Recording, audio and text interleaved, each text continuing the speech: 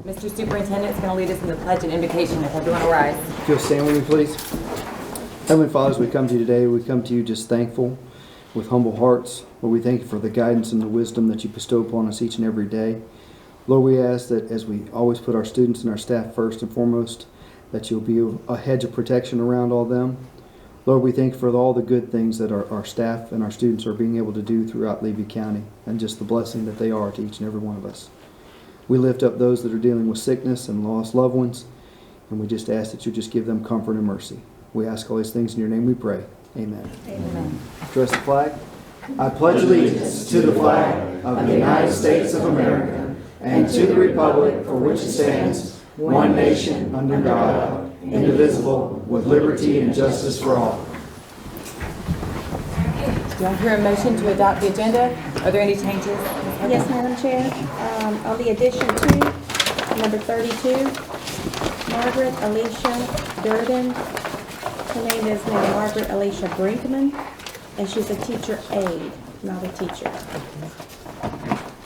And that's it. Thank you. Thank you. I move to adopt the agenda. Second. It's been moved and seconded. All those in favor say aye. Aye. All those opposed, same sign. Motion passes. I would like to take this time to welcome everyone to our meeting tonight. Now is the time for public comments. I'd like to also remind everyone to please silence their cell phones and keep your comments to this time period. This is a board meeting, so we welcome any and all during this time. If you have comments during the presentation later, you can address any of us after the meeting, or feel free to please come back at the next meeting and speak during the public comments. So, seeing none, I would like to welcome Senor Rosaria to the stand. Hi, my name is Ms. Rosario. I teach Spanish at Wilson Middle High School. And I don't know how I'm nervous, but I do this every day, I swear. He'll do it. Morgan's got you. Morgan's got you. All right. So I'm going to explain a little bit of something that we're doing in our school. Everything started when you guys partnered with the University of Florida to do the Stellar program. And then I joined, and one of our classes that had to deal with poverty and ELs led me to do this, like wondering like what I'm doing in my classroom to help the ELs. And you may say, like, well, you speak Spanish, your class is about Spanish, and you have ELs, like what is the big deal? Well, the thing is, like, in my class, I don't see most of the ELs because when they come to my level, they have already exited the program. So I was not doing anything like in behalf of them, only like in behalf of the Spanish club. So this is something that I saw at one of our trainings, and they were talking about the seal of literacy. There's one that is recognized nationwide, and we have one in the state of Florida. And it was like, it brought this into my, you know, that wondering came into like more like a concern, and I brought it to my principal, and he said like, let's get it started. So let's see what we can do about it. So let me explain to you a little bit about the seal of literacy. This seal is affixed to the student's high school diploma, and it recognizes all the high school students who have attained a high level of proficiency in speaking, reading, and writing in one or more languages in addition to English. So our students have to pass the FSA in English in order for them to be able to get the seal of literacy, because they have to be proficient. A lot of our ELs, they speak the language that is spoken at home, but they are not proficient in the writing mechanics or the speaking mechanics, especially like at a certain level. They know the lingo and they know the slang, but they cannot communicate at an academic level. So in order for us to be able to take care of that issue, we brought the AP class, the AP Spanish class, the language portion, in order to help them overcome those challenges. The biliteracy, contrary to bilingualism, focuses, as you can see, in the faculty of being able to read and write proficiently in two languages. A lot of our ELs, when they come here, they can speak with their parents, but they cannot write it and they cannot read it. So one of the things that we are doing with the AP class is like they get access to those like high level or rigorous texts, so they can practice in their language. Unfortunately, the only class I can offer is Spanish, but the CL literacy is available in some other languages like Japanese or Mandarin, Russian, things of that nature. And as you can see, like I wanted something to be able to recognize the EL students and serve them other than just say hi and bye in the classroom. I was wanting to do something that they can leave the school with like an added value into their, not only knowledge, but something that they can bring into their workplace. I'm trying to rush because I think I have 9 minutes left. So how we implemented this one. So this is something that we discussed, projects for the steps. The next slide, Mr. Morgan. Identifying and implementing the AP Spanish course. That's something that I work with our principals, first Ms. Legler, now Mr. Slep. Identifying how the CO can work. That's something that we work with our guidance counselor, contacting the state and whatnot. And we then learn that these kids have to pass the FSA in English. And they have to have like good scores. They have also, if you know something about graduation requirements, they can also have the concordance scores can also be used to meet the requirements for the CL literacy. They have to pass the AP Spanish test. It's a very complex exam, and in order for us to do this, is something that I did for my dissertation or project for the end of my on my course. We have to collect some data, interview students, the impact of the program and what have not. So if we go to the next one. Everything started in California. Okay, this is not something that has been in the United States like for a long time. The 2011 Assembly Bill 815 passed and granted students a recognition for being biliterate, not only in Spanish as a another language as well. And then in Florida, we joined in 2016 after Minnesota, Illinois, and other states. And now, when I did this project, when I prepared the presentation, it was only 21 states have joined. Now, 40 states and the District of Columbia have adopted the seal. And there are other steps to incorporate some other things. So our ELs have the challenge to have the opportunity to demonstrate proficiency in other than in English. And very important to us is like they can continue working in their home language acquisition without disrupting the English dominant education that they have at school. Right now, these are numbers that we have collected. 5 million students have been identified as EL in the United States. Florida has the third highest number in the United States. Spanish speakers are the fastest growing demographic, and 600,000 ELs are attending U.S. Rural schools at the moment. So how can I help my students obtain the seal? First, they go through the rigor process because they need to be able to demonstrate proficiency. The writing, the reading, and the listening. They have to take an exam that has a reading for information section, essay writing, interpersonal speaking, presentational speaking, and then after demonstrating proficiency, we go ahead and check if they have the FSA scores, their passing scores, and we grant 2 awards. We have the silver seal for 3 or 4 passing score, and the gold seal for the 5 score. One of the things that we were wanting to bring, it was like this new mindset, because a lot of our students, when they come into the school, especially the ELs, they feel like I cannot speak my home language in order for me to be better at school. And we want to use the home language to help in their English acquisition. Because if you, in the case of Spanish, 40% of the Spanish words are connected to the English language. So now they can see the connection, and that will help them in their reading and their writing in English because we want to improve those scores. This is my first class. They were very excited about the opportunity, about speaking the language in the class, about being challenged. My second class is the next one. Our group was a little bit bigger. They were amazing. They were good kids. This was my next class. The next slide. We got interrupted because of silly COVID. We could not finish a lot of things, and we had all kind of like situations. Mr. Morgan can tell you with technology and the recording and you name it. But we're still waiting for scores, like Lali, and we had students like Noeda that their recordings didn't go through, and we have to go and fight for, can you recognize whatever was submitted? So those are the things that we are waiting at the moment. And my 4th year, coming soon because I don't have a picture of my babies. This is my current year. And the next one, how does this help our students? They know now that they can use the heritage language at work. All students have stated that bilinguality is a desirable skill in the marketplace.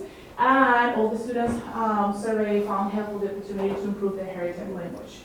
So the first year, we go to the next slide, we had a 96 passing rate of the exam, which was amazing. If you want to talk about how does this transfer into money or like points in our like evaluation as a school, you can talk to my principal because I have no idea. But he's very happy and he said that we need to, like, we have students because apparently these students, most of this, have never taken an AP course before, never. So it helps with our certification or things of that nature, I don't know. But it's like, how many students you have, how many students you have? Like, so we are moving, trying to recruit students because it helps with our numbers, okay? So far, we have gotten 2 gold seals, and then 17 silver seals. We're still waiting for the result for this year. It's an ongoing, we have a big spreadsheet with all the numbers moving on. And they said that we have improved our annual year scoring with 100% student satisfaction. So how do we make this work? We would like to see some sort of awareness in elementary. I know that if I'm not mistaken, East West has something that they're working with the ELs, trying to encourage them to like get better in their Spanish and what have not. Middle school, I don't get the access to that because I don't see the students. But when we have our open house, we promote it with the parents, with the community. We have our flyers. And even last year, I have 4 students who are they just speak English, and it's a Senora, like I want to get the seal by literacy. So they haven't joined the class, but we have the challenge that I only teach 1 and 2. So in order for them to get that proficient, they have to get 1, 2, 3, 4, and 5 levels of Spanish. So like for example, if I take Mr. Joe Clemency in my class, so I know if he take 1, 2, 3, and 4, he could take this one because he is ready. But unfortunately, I cannot get them, to that level in just the 3 years of high school that I see them.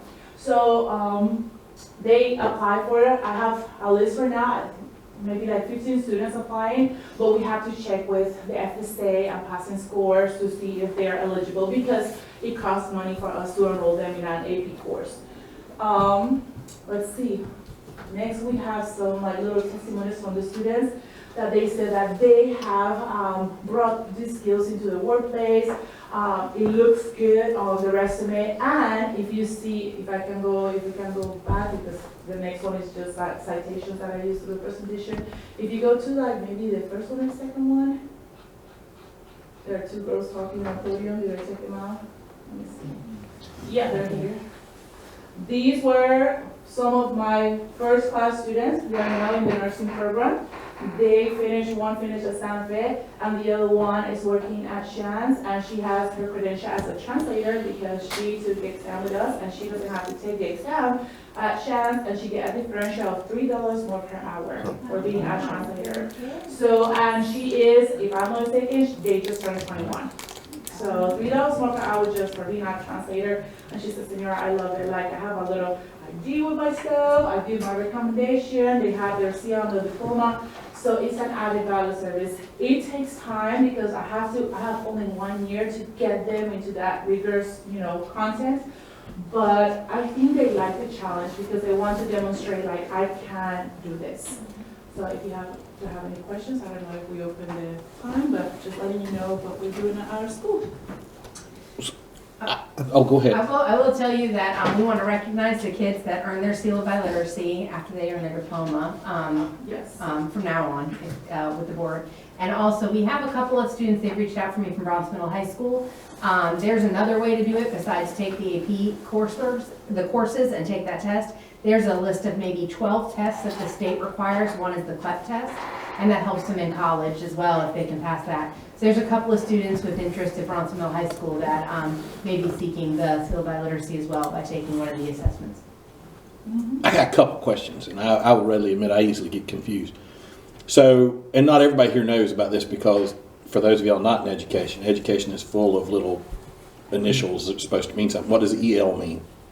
English English language language learner. learner. So that leads to my other question. Is this strictly for kids who are learning English language, or does No. it go the other way? No, I serve this population Mhm. because they are the ones that I can train the fastest. Okay. You know what I mean? Because they already have like that background knowledge that I can tap into that in order to build the rigor and get them ready for the exam.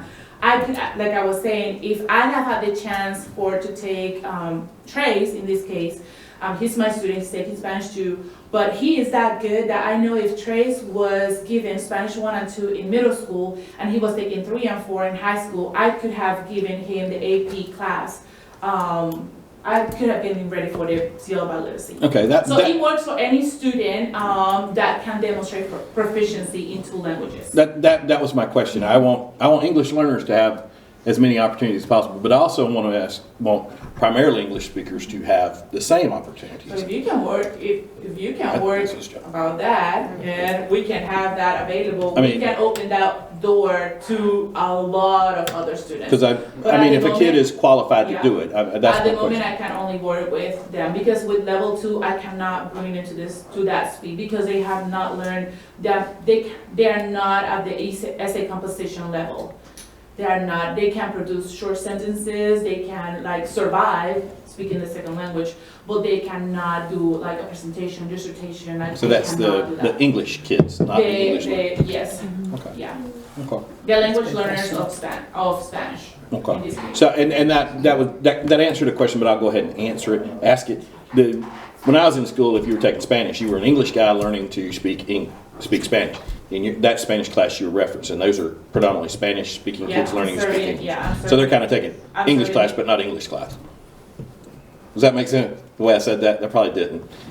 So they're Spanish speakers learning Maybe I'll English. get it later. Spanish speakers learning These English. students are in your Spanish class just with everybody else. Is that so? Is that what your question is? No, my question was when you say this is my Spanish class. In my day, when Spanish language, so it is solely serving ELs at the moment. okay, So so each kid, like when last year, I had 3 students whose home language is English that wanted to take the class because they were very, very good with their Spanish 2 level. And it's just like, can I sit and determine if I can? But the level, the speed, and the comprehension level, it was, Okay. they were not there yet. They cannot pass the exam. okay, so that answers my question. It's But they a- are interested, yes. the Spanish class is Spanish primary speakers This one learning is English. primarily Okay. ELs learning Okay. Spanish. No problem. Thank you. And I feel like it's the best of both worlds, for lack of a way to say it, is that the motivator is to pass the FSA in English in Yes. order to get, and so it's not the word dialogue or something, one of your slides that doesn't slow the dialogue of learning English. Exactly. But yet, so my mother-in-law was an EL, and it's a lost language almost because you get put in school and you assimilate and then didn't teach my husband Spanish. He can understand it, can't speak it, but can understand it. I'd like to know what she's saying about me. Okay, but anyway. But I just think it's an important way to honor heritage and language, but you still have that motivator to pass the English FSA. Yes. So it's doing that. Yeah, and yes, Cameron, in a perfect world, I think every AP Spanish for all. But I like the way this program is Yeah, laid out. we have seen a difference when they are like, when I get the ones that are like borderline to pass the FSA and they come to the class and they can see all the cognates and all the words that they can relate into English, especially all those with Greek or Latin origin, that they can like, oh, now I know. Right. When they go to the English classroom, they can make those connections and they become better readers as well. Right. Yeah, especially at a higher academic level. Because here we are just not talking about like foods or, celebrations. They are like, it's rigorous. We're talking about like human trafficking. We're talking about like, they are very complex themes about like things that are happening around the world. So they get to see those things at a different perspective and bring it to their English class as well. I think it's great. As you can tell, always it goes back to relationships, and Senora has great relationships with her students, and that's why For she's sure. one of our bright shining stars. For sure. So, thank you, Senora. Thank you. Thank you. Thank you. Good night. And Ms. Ruiz is going to speak to us about the math textbook adoption.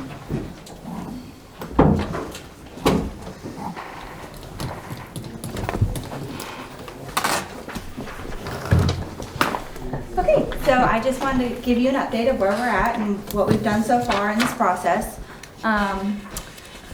First, we had each school select a math lead teacher and a textbook adoption member that would represent their school.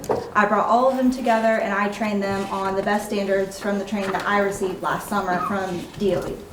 So just kind of getting them the changes in the standards, the differences, so that way they knew what to look for when we were looking at curriculum.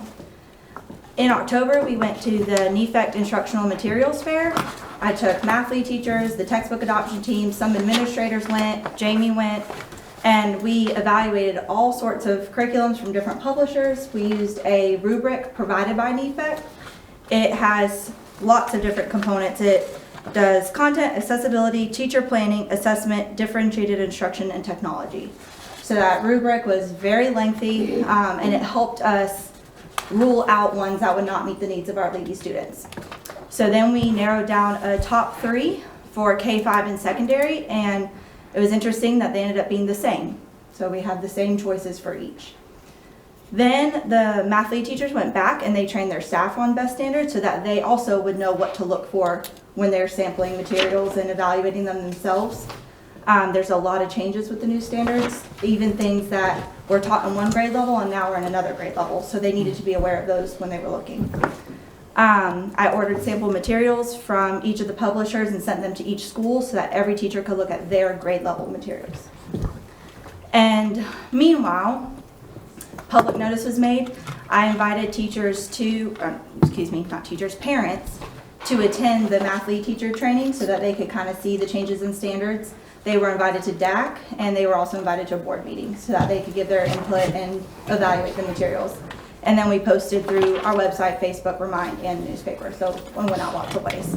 So it's just kind of what we've been through so far. And now we have the top 3. We have Reveal Math, Envision Math, and Florida Best Math. And that's what you have in your binder. The first page is there's links to access them if you wanted to review the materials yourself. And some are password protected and some aren't. That's on there. And then I gave you the package and the pricing for each one. We went through as the district instructional team and chose packages that would meet the needs of our students and cost was taken into effect. And we also took feedback from teachers. So for example, math manipulatives are fantastic, but we are swimming in them. So that might not be something that we need to purchase in this adoption because that need is already being met. So those are just the packages. You have them in there.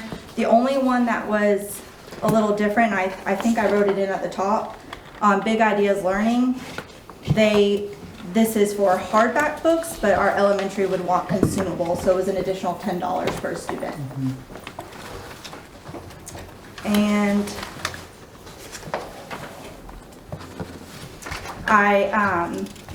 so that leads us to where we're at now. We're in the middle of voting. I have created ballots and directions and I sent out to the schools. The math lead teachers are heading that up at each of their schools. Their teachers are voting. All the ballots and the rosters that they verified that they voted are being sent to me and I'm in the middle of tallying. So that's where we are. Any questions? What's the earliest date you can order? Is there So I believe July 1st. July 1st? The reason we kind of go ahead and do this and vote now is so that we can get a jump start on curriculum mapping and looking at assessments. So if they have their vote ready by the end of this week, then I'll be able to come back to you on the 22nd to present to you their choice and hopefully approval. And then we'll be able to continue with our cadres and start working on mapping and assessments and kind of getting a head start and not waiting until all the materials come in August. So, How was the input when you put everything out there from parents? How do you feel that went? I mean, it's a hard issue to get that involvement. Honestly, yes, I didn't hear anything back. Okay. And that's why I just wanted to share that, I did it by every means, Facebook, Exactly. I know. Remind, newspaper. So I tried it in multiple ways. I had parents, teachers share with their parents. Nobody came to DAC members came to DAC, but they were the ones that come all the time. Correct. So I don't know if it reached anybody new. So, Just curious. Yeah. Remember those? but that's it. Thank you. Thank you. Thank you. Okay, Ms. Hires and Ms. Thompson, they're going to speak to us about the employee absent management software and 3-year contract.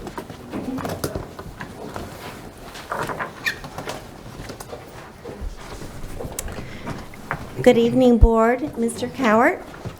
This evening, I would like to give you just a brief overview of the presentation that we gave at the last board meeting. Tonight, we're asking for your approval to transfer our absence management contract from Frontline to Red Rover. During the past 2 years with Frontline, teachers and peer professionals have placed their absences on Frontline so that substitutes could conveniently plan ahead and fill vacancies from the convenience of their phone or their laptop. Because at the time, schools were so overwhelmed with other responsibilities and with COVID, they lacked the time, we found out, to process applications and to call references. So at that point, we quickly changed our process and we had Heather take on the responsibility for all the onboarding for all of our subs, which was a tremendous improvement, we found. And I just want to say in the last 6 months, she has onboarded 103 substitutes, and of those 103, 18 have become full-time employees, which I think has been wonderful. So in looking at this, it's always our desire to take great care of our taxpayer money and look at that. And when we started comparing cost, between the two programs, we found quite a difference, and we really truly had to look at that. So I want Heather to kind of tell you a little bit about what we found. All right, yes, like she said, there is a significant cost difference. Annually, Frontline right now is $21,749, and Red Rover will be $12,500 annually, so it's a huge cost savings. With my experience so far with Red Rover, of course I was a little nervous about the change myself, especially in the middle of a school year, but after I was able to get a login access and go into it myself, within a minute I felt very comfortable, and I thought this is going to be easy. It's pretty much the same thing they've been seeing with Frontline. It's just more modernized and easier to use. And I believe it's going to be an easy and smooth transition if you do approve it. I have no doubts or worries that it'll be good. Thank you. Yes. Do you have any questions for us? When does the Frontline expire? February 17th. So, and why do we do this in the middle of the school year? Well, what happened is when we brought Frontline on, we did it so we would have enough time to kind of have a couple schools go through it and try it out, get We used to it. with two And we schools. piloted it with 2 schools so that when the school year started, we would be up and running and ready to go. So it is a weird time for this change to take place, but after we got to looking at the presentation and Heather went in, actually nothing is going to change except a different, right where they come in and say that they need a substitute. I mean, it's just going to go to Red Rover instead of Frontline. And Heather has already done all the background to that. So I know that is a question. It does seem like a weird time to make a change, but we feel like it's going to be seamless, actually. And there's no double paying or anything. Frontline's going to run out. This one's going to kick in. Yes, sir. And then on the 3-year contract, what if we get going and we decide we hate it? We can go with a 1-year contract. I mean, we can do that. It's not a, That's just a question. you know, I wasn't at the last meeting, so y'all probably already covered all this. sure, but no, that's a great question. We can go with a 1 year. They were very confident, I think, in wanting to work with us. And when we requested a 30-day without cause termination, they were very quick to accept that. Okay, so if we do run into a problem, okay. Yes. We have, And actually, because you weren't here before, the people that worked for Frontline, they actually started this company. Yeah. They're competitors with Frontline. And they did a presentation at NEFACT, and that's where we first saw this. It's going to cost $2,500 for the startup, but once we get through that this year, I mean, it will even be less than $12,500 because it's based on the number of employees that we put in, and we're going to have less than what we gave them. May I say, just, after the last meeting, some of the things we talked about, others still used to paper and pen, and I know sometimes that's a hard habit to break.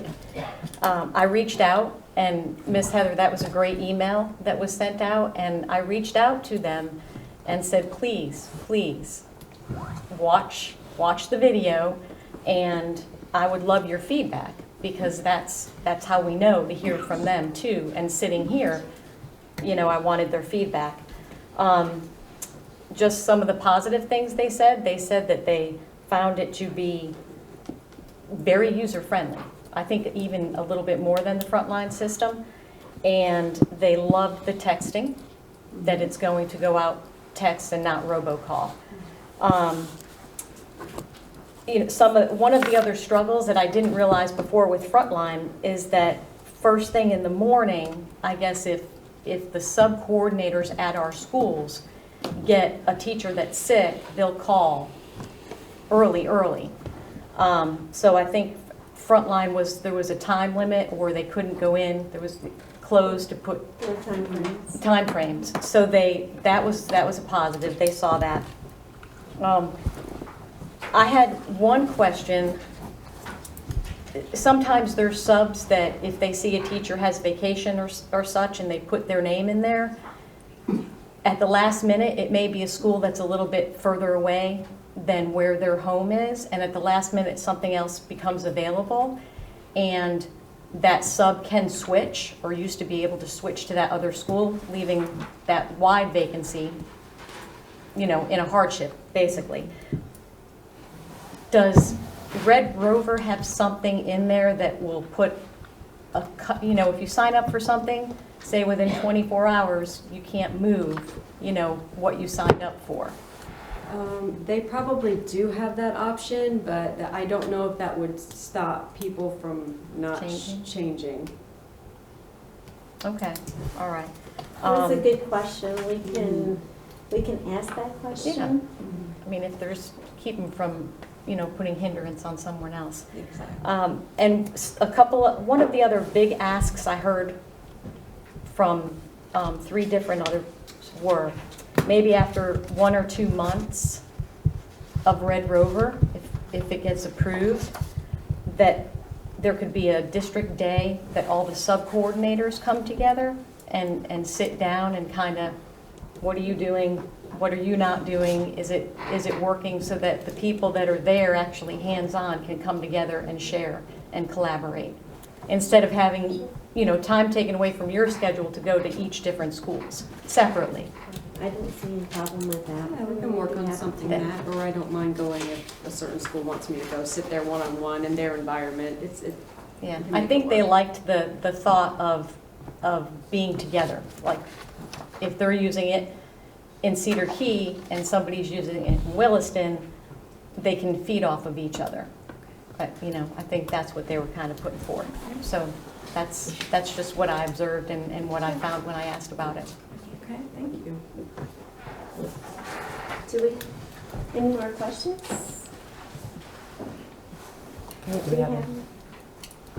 We're looking for action, board I would action. move the recommendation that we move to Red Rover. Second. It's been moved and seconded. Any discussion? All those in favor say aye. Aye. All those opposed, same sign. Motion passes. Thank you. Thank you. Ms. Martin, thanks. Yeah, thank you. Mr. Gore?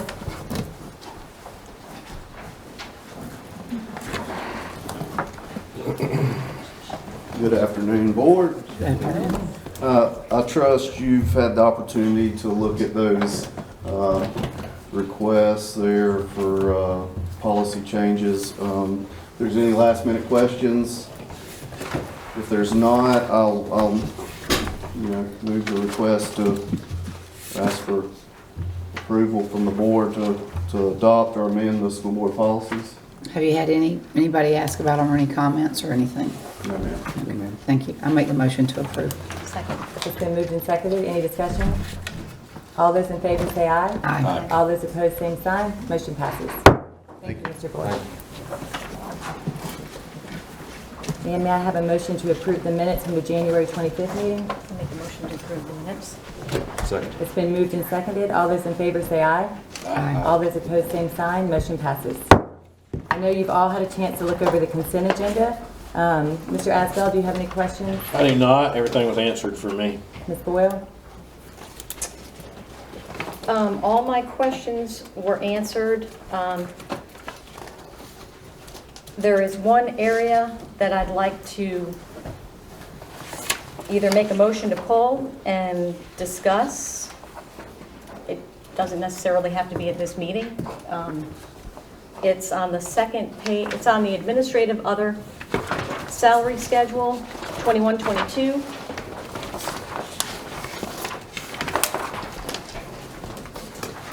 And it is the very bottom paragraph that states under superintendent, as we all know, the salaries are elected and pursuant to the salary formula in Chapter 145 in the Florida statutes. And in addition to that, it's here that a 1% of this amount for each year is superintendent of Levy schools. I would just like to discuss that a little bit further, and I guess So I have a recommendation of the consent agenda. Any board member could request an item be pulled from that for separate consideration under an action item. So I think I'm hearing from you that that's the request that you would like. And this would just drop down to an action item, and then we could go through the rest of the consent agenda and then address it next. Okay, so just vote on this separately? Right. I think that's the request, to pull it from the consent agenda, Okay. which is all grouped together for the convenience sake of Yes. things that don't need a whole lot of discussion. Okay. And Make it an action item now.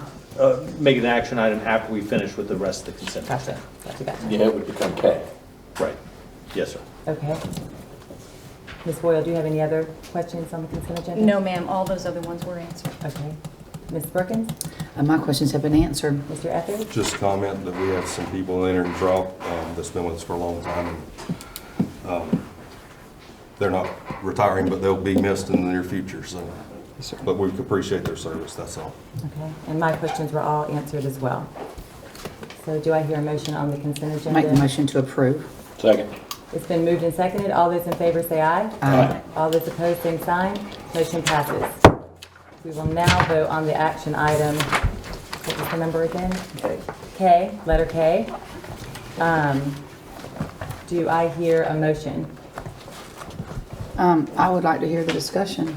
I was going to move in second and then ask for discussion. Move in second, now see if there's any discussion. So I move to approve the item. Second. It's been moved and seconded. Is there any discussion? Yes, Madam Chair. I mean, as you know, as board members, when things come to us, we can't pick up the phone and call other board members. That's completely against the rules. But what I did do, and I appreciate, is being able to talk to Mr. Cowart, the superintendent, and I feel that we had a open, wonderful relationship regarding this. And I think we see each other on two different sides, and I wanted to tell everyone here what my thought process was and why, and for the taxpayers out there as well, just where I'm coming from. And I think we need to be held accountable for our tax dollars and what we do here as a board. And there's been, you know, funds are tricky right now, and I'm learning that more and more with the budget and things that are coming forth from legislature. So based on that, Levy County has not done this before. Number one is to put an increase on the superintendent's salary in addition to what is already out there. It's printed, it's public record, and from 2019-20 up until 21-22, you're looking at a salary of $109,908 for the superintendent based on the Florida statute to now $115,773. So I look at that and I see that Florida is increasing, doing their due diligence. There's also something, and based on what Mr. Cowart does as superintendent, I know he has a lot on his plate. I know his workload is huge. I'm not discounting that at all, and I'm no disrespect by me bringing this forward. I just needed everyone to know where I was thinking. When you become superintendent, there is what's called a Chief Executive Officer Leadership Development Certificate. And I know Mr. Cowart informed me that he started it this month, I believe, which takes about a year. What happens from there is, based upon getting this certificate, which I have no doubt, in my opinion, I think he will do quite well, the DOE will, based on an annual performance, will give an incentive of not less than $3,000 nor more than $7,500 based upon his or her performance as a superintendent. So I look at these things and, you know, when I sit here and say 1%, it's, you know, it's not a big deal, but when you add it to what's been happening and then not having this done before in Levy County, those are my thoughts. And I think sometimes we have to kind of sit back and look at what it appears to others other than ourselves sitting here and at the district. Also, whenever there's a salary increase, such as when I had regular JOBs out there, I would get a performance evaluation, and my increase would be based on how I performed. I know there's been talk of evaluations for us board members, superintendent, even our board attorney. And I think that's good protocol. So if we want to put that in place and then look at those performances and revisit this and base that decision on those performances, I think that might be a step we can look at as well. But that's why I had it pulled, and no one can know that unless I say it. So.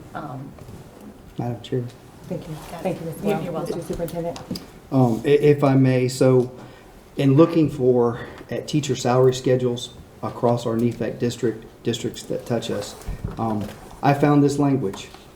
In Columbia County, which is a NEFAC district. Ms. Boyle is right. It's never been done. It's also never been done that we had Adam Gore, a district level employee, go back and coach football. I've tried to think outside the box. Just as we want to reward our teachers and our district level staff here, which is a part of this process of rewarding them for their hard work, you'll notice that the principals and the APs are being rewarded with performance pay. So I understand that. It is a 1%. It's never been done in Levy County. When you look at the scope of things between elected superintendents and also other superintendents around the state that are appointed, and you also, if you take globally and looking at the United States on what those salaries are. So there's a wide variety of things. Yes, it's 1%. I brought this to Ms. Lake, the finance director. It's also, so it doesn't state on there, but it's also been stated to her that if we don't have the funds, I'm not taking the bonus. So that's been stated to her. I understand Ms. Boyle is on the opposite side of this. I appreciate her looking at as being good stewards of Levy County's dollars. So yes, I knew what this job entails whenever I took it. If you so decide, it's not going to stop me from doing my job one way or another. I found this language. I've worked extremely hard in the last year plus for this district, for these employees, and for these students. So I am advocating for myself for this. Mr. Etheridge. So I hadn't been here a long time, but I've been here long enough with some history, and we're doing some things that I think set our county forward probably as much as I've seen in a long time, and they're abstract and they're not what we've always seen. That's not always at just administrative level. You know, 2 years ago we worked towards updating our supplement some. They have been done since the 1980s, and we're so far behind we'll never catch up. And in the scenario I look at today, we're in the best financial shape we've been in since I've been on the board. We've been able to do things for employees that I didn't think were ever going to be possible when I came on it, and I support this motion 110%. Thank you, Mr. Athlete. And then also, this is, you didn't, I mean, other counties are doing that, is that right, Mr. Delaney? This is done? It's being done in Columbia County. I haven't done a comprehensive, survey of the state, but it's something that's permitted under the statute, and Columbia County does. If you look at statute 1001.47, the first bullet item is that it provides you, the board, the opportunity to do this. So I had researched whether this needed to be board policy or not. It's written on the salary schedule in Columbia County. That is why. So, I just make one more comment.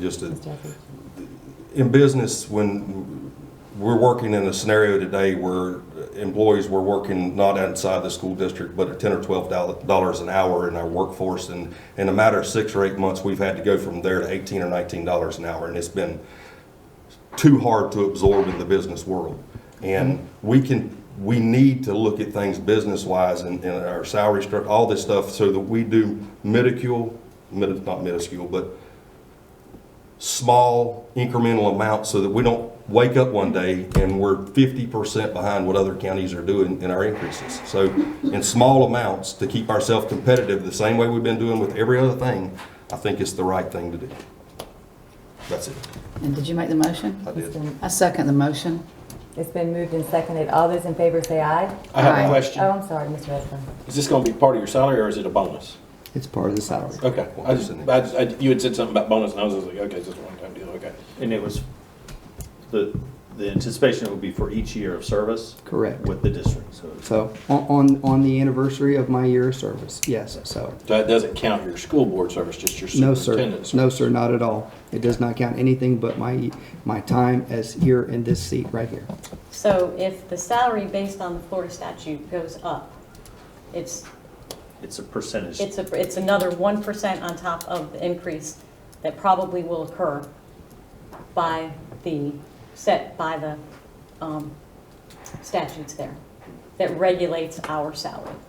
Yes, ma'am, I think that's correct. And to be clear, the way Columbia County that we would be modeling it on, after 2 years, it would be 2%. Yes, sir. 3 years, 3%. Yes, sir. That is correct. And I've shared discussions, Kim and I have shared discussions about that. So if I was fortunate enough, to be reelected, which my plan is to run for reelection in '24, so that there would be a cap on it, so. Okay, so I beg your pardon. This is news to me. So based on this little paragraph at the bottom, it says 1%. And this comes up to you every year. So this will be adopted every year that's there. So if in next year that you decide that there's no support for that language, So it goes to 2% in the second year, and 3% in the third year, and 4% in the fourth Correct. year. Okay, well, if it's not policy, then how is that going to come before us again? And how would we have known that sitting here right now if it didn't come forth from the board attorney? Well, it says On the 2%? plus 1% of this amount for each year. So each year is 1, 2, 3, 4. That's the each year. this language is the exact language that came from Columbia County, so, which is. Well, I will still voice that I am a firm believer in performance. When you can show large amounts of performance, then your pay should be looked at and accredited to what you have done. Me personally, I think as a board and as a county and our taxpayer dollars, we need to have some more input over the next few years before this gets put through right now. Thank you. I want to voice that I support this, but my support is a little different. I was fortunate enough to be on this board when the state of Florida cut the superintendent's salary a few years back. Cut the salary of the superintendent, but no other elected officials. Cut it by around 10 to 12%. And there's nothing you could do. That superintendent had his salary cut, continued to do the same job, there was no, so I am for this because I know the job that guy does, and I know the results that guy gets. And you never know with the state of Florida, it may cut. And if you've ever had a job where they cut your salary, all of a sudden you're used to living at $40,000. Not, we all know that's more than his salary. You're used to living at $40,000 and all of a sudden it's $30,000. Oh Lord. And when technically the place you work for has no control over that, that's a bad feeling. It takes a special person to continue to do the job. He's a special person. It was not him that had that happen. Also, I know this. Superintendent's job is a lot different than my job. When a hurricane comes, I get to stay with my family.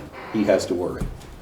When you get that call from Tallahassee that the funding has been cut for the school that you're 2/3 through. We didn't have that, but it does happen to superintendent. He gets that call. He has to bring that news to me. He gets that call at midnight that a bus wreck has happened. And he gets that call that he has to deal with. So 1%, $1,500, worth every penny. And I think the citizens of Levy County can appreciate that. I do appreciate where you're coming from. And I've said this before on things when it came to superintendents. I know the integrity of that man. And I like the fact that we can address this every year because I won't always sit here and that man won't always sit here. But we can address that as it comes around. And I have no problem going, if a year from now I don't feel that Chris Cowart needs another percentage, I have no problem looking him in the eye and going, not this year, bud. But I think with the direction we're going and the things I've seen, 1% is cool with me. I think Chris Cowart has the utmost advantage because he has been a board member, because he's sat here through the budget. He's taken the classes of board members, master board, and then taken the initiative with a superintendent. And it's not, I've sat here through a lot of superintendents, and I admire them. I think they did an excellent job. So it's not anything, but I do see a difference in Chris, and I see what he's doing, and I'm proud of the work and the direction he's leading our county. And so that's the reason I do support that. Thank you. Any further discussion? I'll have to say my 2 cents too. I also agree with the 1%. I do like to review it each year. I think that's fair. I think that's business. That's the world I live in also. And maybe we could implement evaluations and perform, if that would make everyone, more comfortable, maybe look into that later. But I do support the 1% increase also. So all those in favor say aye. Aye. All those opposed, same sign. Nay. Motion passes. So now it's time for the superintendent comments and recommendations. I don't have much. Saturday is Beast Feast, so looking forward to seeing you guys there. I know Miss Brookins is working on getting a wonderful pot of clam chowder for you guys. I'm out catching them. So you're out catching them. So there's a lot going on. I don't want to steal anybody's thunder, but there are district basketball games that are going on, and some of us are trying to get over there to those. So a lot of good work. It's CTE month. Looking forward to Miss McElroy coming and presenting at the next board meeting about what's going on with our CTE students. Thank you, Mr. Cowart. Mr. Asbell? I don't have a lot. We do need to get to the basketball games. Some teams are still playing in the district tournament, and that's cool. What time are we supposed to be there for the Beast Feast? 5 o'clock. 5? Okay. And Shut up. Gates You got open me at low. 5:30. Food at 6. What? So I show up at 5:30. It's okay. No. And then the other thing is, just want to remind y'all again, Bronson FFA alumni will be having its annual food fest the 25th of February. It'll be a wonderful array of delicacies Bronson provides, and a cake auction, and some other things will be auctioned off that night. And it's a fundraiser where the money goes to sports scholarships for the Bronson FFA alumni. Bronson FFA. Also, many of you know it, and I've got to give a thank you to my friend, Mr. Etheridge. Currently, we've talked about this, and Mr. Gore even supports this idea. Last year, I noticed that the Bronson football team had too many concussions, in my opinion. One is too many. Brains are important. Brains matter. And I love football. So I have started an initiative, getting some donations together to purchase helmet covers. They're made by Guardian. They're really kind of wild looking. Mr. Gore, you have experience with them, right? Yes, sir, the football team would use them. Yeah, and I'm trying to get as many of those as I can for Bronson. When we get filled to Bronson, if I get enough money, there might be some coming for Chiefland and Williston. Everybody's got a football program because, you know what? There's all kind of attention to everything. But sometimes we forget the brain. The brain runs the whole thing. So let's take care of the brain. And I also look at it this way. If every player on the Chicago Bears wears one of these, every player on Bronson, Chiefland, and Williston ought to wear one too. And thank you for your contribution, Mr. Etheridge. I'm not ordering them in red, though. Just want you to know. That is all I have. Thank you. Ms. Boyle? Just like to say that a day in the legislature was an experience. A little bit of fun there. Sometimes it was boring, but getting to sit down with Senator Bradley and Representative Harding with Mrs. Ashley and Mr. Etheridge was great. We missed the rest of the crew. But it was definitely eye-opening and fun to sit in session in a committee meeting. So looking forward to it next year as well. They're talking about good food. I know, it's always something. There's a barbecue dinner, and this is going to benefit, for the first time ever out of Cedar Key, the elementary classroom with the most sales will get a little party, and all these funds go for the elementary classrooms and such, but they're having a barbecue dinner. And if anybody wants one, it's February 24th. It's coming out of 2nd Street Cafe, but I made them promise that if get a little group from district here, if they want a ticket, that they will be delivered back here before 5 on that day. So a little incentive, so you don't have to drive into Cedar Key. If you'd like that, just let me know. And one other thing that I'm pretty excited about is Mr. Cowart. I've talked with him right after I think I was sworn in last year. I was trying to see if I could do something about the Cedar Key ball field and Highway 24 and Dollar General that is right across the street from there. So I wrote a letter and got in touch with some DOT gentlemen, and it took a while, but they did a survey about the data of people, kids and stuff crossing the streets when we had games and practices. But the data that they took was during COVID, so it really wasn't the actual scene of having 4 schools there, 3 schools, what have you, 2 games going on at the same time.